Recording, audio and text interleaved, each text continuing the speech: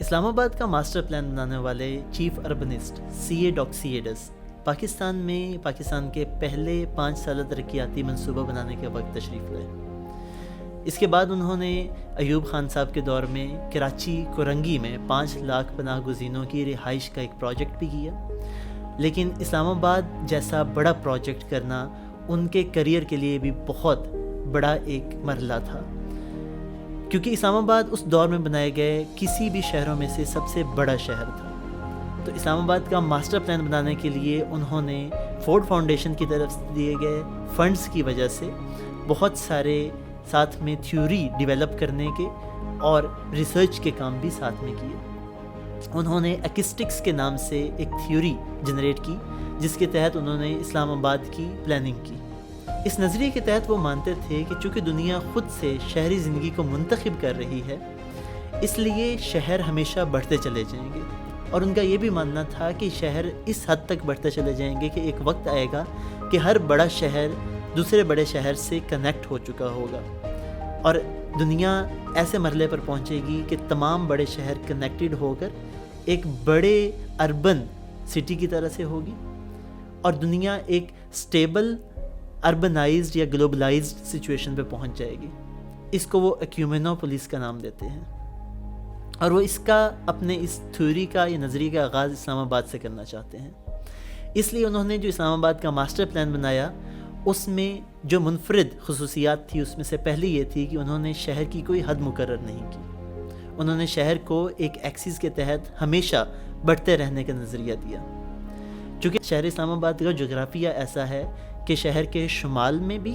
اور شمال مغرب میں بھی کچھ پہاڑ ہیں، اور شہر کے مشرق میں یا جنوب مشرق میں راولپنڈی شہر ہے۔ تو شہر کی جو جنوب مغرب سائڈ ہے، وہ ایسی سائڈ تھی کہ جو کہ کھلی تھی، اور یہاں پر اس ایکسس کے تحت شہر ہمیشہ بڑھ سکتا تھا، بلکہ ایک آرمی آفیشل کی اسٹیٹمنٹ کے مطابق اسلام آباد شہر قبلہ کی ڈائریکشن میں بڑھنے والا تھا۔ تو خیر، سی اے ڈاکسیڈس صاحب نے اپنے ایکسٹکس نظریے کے طور پر جو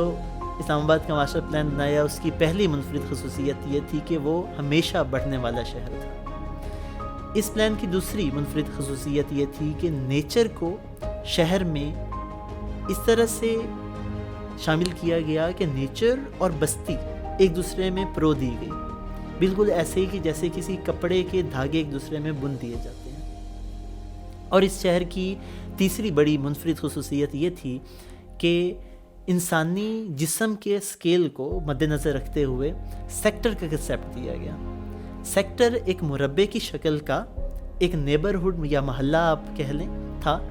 کہ جس میں ہر سائڈ 2 کلومیٹر کی تھی، اور اس طرح سے مختلف سیکٹرز جو ہیں وہ ایک دوسرے کے ساتھ اٹیچ تھے، اور تمام سیکٹرز مل کر ایک گریڈ کی شکل بنا رہے تھے، جس کی وجہ سے اسلام آباد کے ماسٹر پلان کو ایک گریڈ آئرن قسم کا پیٹرن کہا گیا۔ انہوں نے شہر اسلام آباد کا جو پلان بنایا، اس میں 2 ایکسز ایسے مقرر کیے کہ جس کے تحت انہوں نے ان سیکٹرز کو مختلف نام دیے۔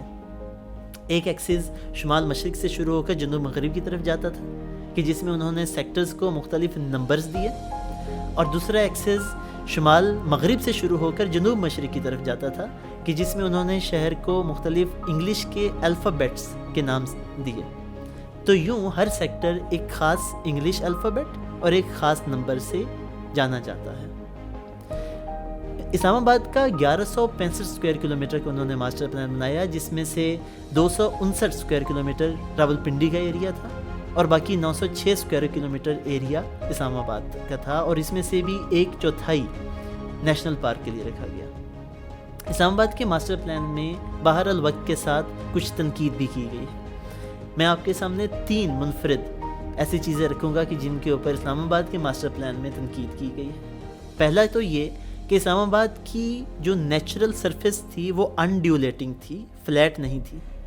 اس انڈیولیٹنگ سرفیس کے اوپر ایک گریڈ آئرن پیٹرن بنا دینا،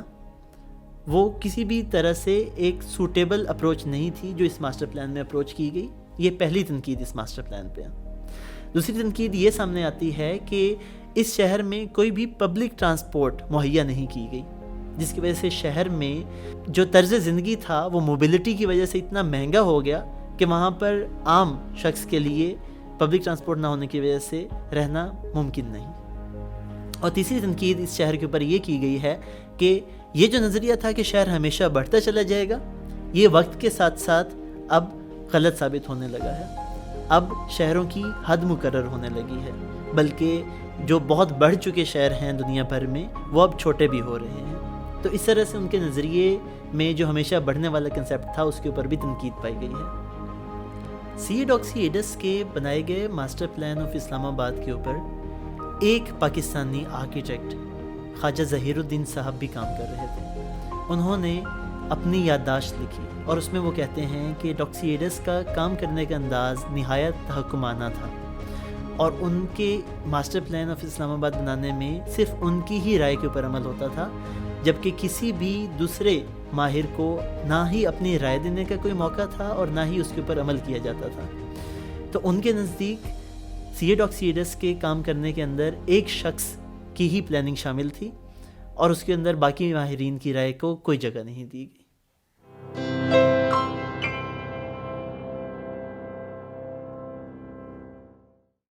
ہیلو، ویڈیو میں دلچسپی کے لیے بہت شکریہ. آپ کو جو بھی حقائق اس ویڈیو میں بتائے گئے ہیں وہ پراپرلی سورسڈ ہیں اور ان کا ریفرنس نیچے ڈسکرپشن میں دیا گیا ہے. اگر آپ چاہیں تو مزید ڈیٹیل کے لیے وہاں جا سکتے ہیں.